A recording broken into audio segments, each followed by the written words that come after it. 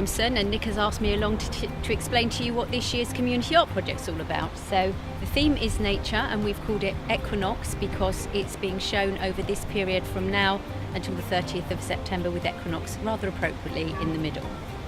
So people have been working very hard from the community, making things from terracotta, mosaics and metal and textiles. So you have a fine example here of the textiles with a lovely sculpture on top that wiggles in the wind, representing spring and leaves. Moving along here, we've got something from the local primary school, which is spring, with the children making trees from their hands and blossom from their handprints. Ladies from Knit and Stitch have been very active again this year, as the yarn bombing last year.